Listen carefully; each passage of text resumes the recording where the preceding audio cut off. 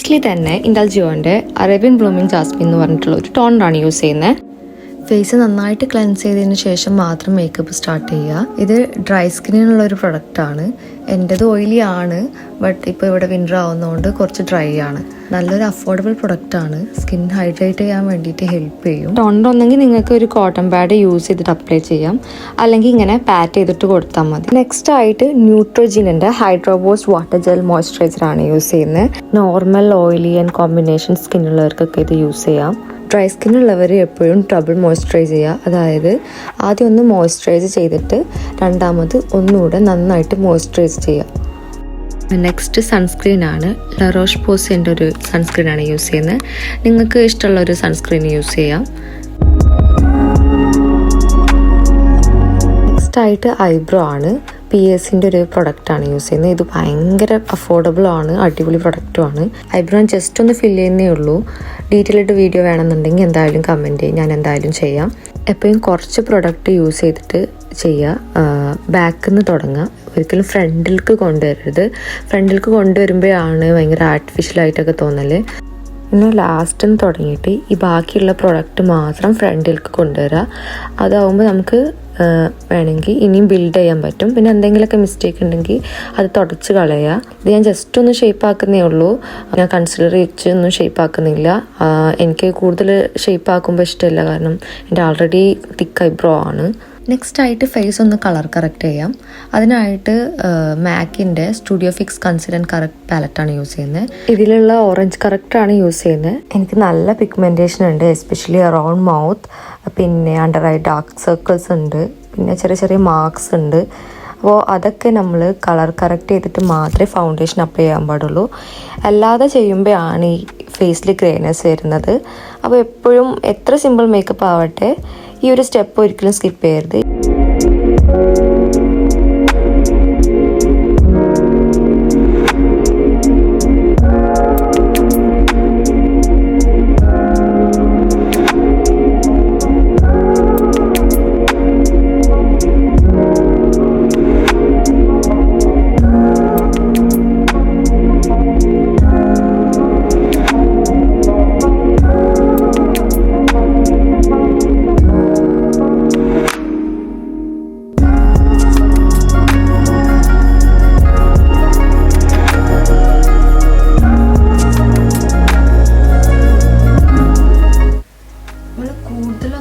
Blend ചെയ്യരുത്, just ഒന്ന് blend ചെയ്താൽ മതി. കൂടുതലായിട്ട് ബ്ലെൻഡ് ചെയ്താൽ നമ്മൾ ഇട്ടിരിക്കുന്നതൊക്കെ ഒന്ന് ഫുള്ളായിട്ട് പോകും. നെക്സ്റ്റ് ഫൗണ്ടേഷൻ നാസിൻ്റെ ഒരു ഫൗണ്ടേഷനാണ്. In the shade Syracuse. Pump, ഈ ഒരു പമ്പ് മാത്രമേ യൂസ് ചെയ്യുന്നുള്ളൂ. ഇപ്പോൾ എന്നിട്ട് വേണമെന്നുണ്ടെങ്കിൽ നമുക്ക് കവറേജ് ബിൽഡ് ചെയ്യാൻ പറ്റും. ഫൗണ്ടേഷന് പകരം നിങ്ങൾക്ക് വേണമെങ്കിൽ കൺസീലർ യൂസ് ചെയ്യാം. CC ക്രീം, BB ക്രീം, അല്ലെങ്കിൽ ടിൻറ്റഡ് മോയ്സ്ചറൈസർ, സൺസ്ക്രീനൊക്കെ അവൈലബിൾ ആണ് ഇപ്പോൾ. അപ്പം അങ്ങനെയൊക്കെ യൂസ് ചെയ്യാം. ഫൗണ്ടേഷൻ അപ്ലൈ ചെയ്യുമ്പോൾ വെറ്റ് ബ്യൂട്ടി ബ്ലെൻഡർ വെച്ചിട്ട് വേണം അപ്ലൈ ചെയ്യാൻ. ബ്ലെൻഡിങ് ആണ് ആക്ച്വലി ഇമ്പോർട്ടൻറ്റ്. ബ്ലെൻഡിങ് നന്നായാൽ തന്നെ ബേസ് നന്നാവും. അപ്പോൾ മാക്സിമം നമ്മൾ ബ്ലെൻഡ് ചെയ്യുക.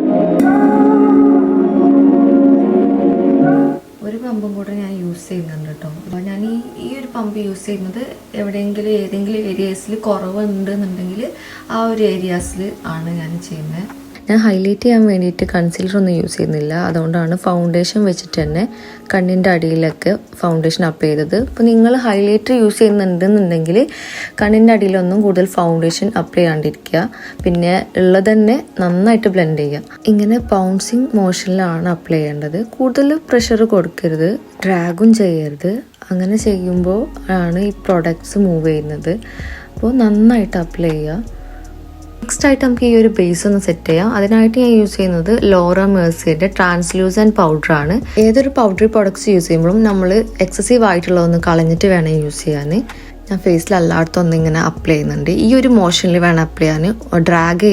ഡ്രാഗ് ചെയ്യാൻ പാടില്ല.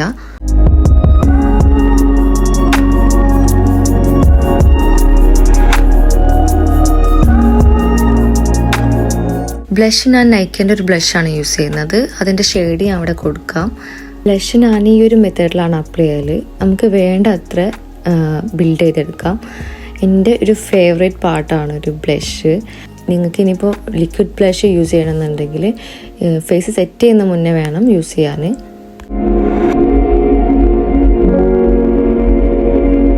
ഈ ഒരു സെയിം ബ്ലഷിന് ഞാൻ കണ്ണിലിൻ്റെ മേലേക്കൊന്ന് അപ്ലൈ ചെയ്യുന്നുണ്ട്. നമ്മൾ വേറെ ഐ മേക്കപ്പ് ഒന്നും ചെയ്യാത്തതുകൊണ്ട് തന്നെ ഇങ്ങനെ ചെയ്യുമ്പോൾ ഒരു വേറെ നല്ലൊരു ലുക്ക് തന്നെ കിട്ടും. Mascara is my another favourite part. ഇത് ഫേസസ് കാനഡൻ്റെ ഒരു മസ്കാരയാണ്. നൈക്കയിൽ അവൈലബിൾ ആണ്.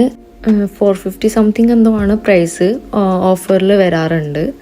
മസ്കാര ഇടുമ്പോൾ നമ്മൾ താഴോട്ട് നോക്കിയിട്ട് പ്രഷർ ചെയ്താൽ ഒന്നുകൂടെ വോളിയം കിട്ടും. ഈ ഒരു ടിപ്പാണ് ഞാൻ യൂസ് ചെയ്യാറ്. പക്ഷേ ചിലപ്പോൾ സ്പ്രെഡ് ആവാൻ ചാൻസ് ഉണ്ട്. അപ്പോൾ നന്നായിട്ട് ശ്രദ്ധിച്ചിട്ട് വേണം ചെയ്യാൻ. Next is eyeliner. ഇത് കെ ബ്യൂട്ടിൻ്റെ ഒരു ഐലൈനറാണ്.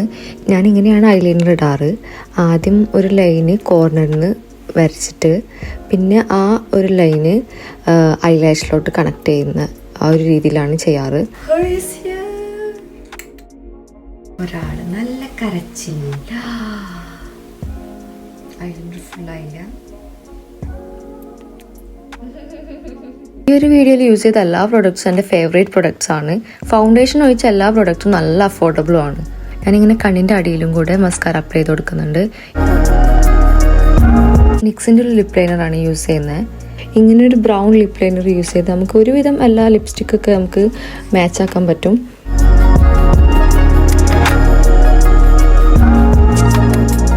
ലിപ്സ്റ്റിക് യൂസ് ചെയ്യുന്നത് കളർ ബാറിൻ്റെ ഹോട്ട് ലാറ്റെ എന്ന് പറഞ്ഞിട്ടുള്ള ഒരു ഷെയ്ഡാണ്. ഫൈനൽ ടച്ചപ്പ് ആയിട്ട് ഞാൻ ഒന്നുകൂടെ ബ്ലഷ് ഒക്കെ ഒന്ന് ഇട്ട് കൊടുക്കുന്നുണ്ട്.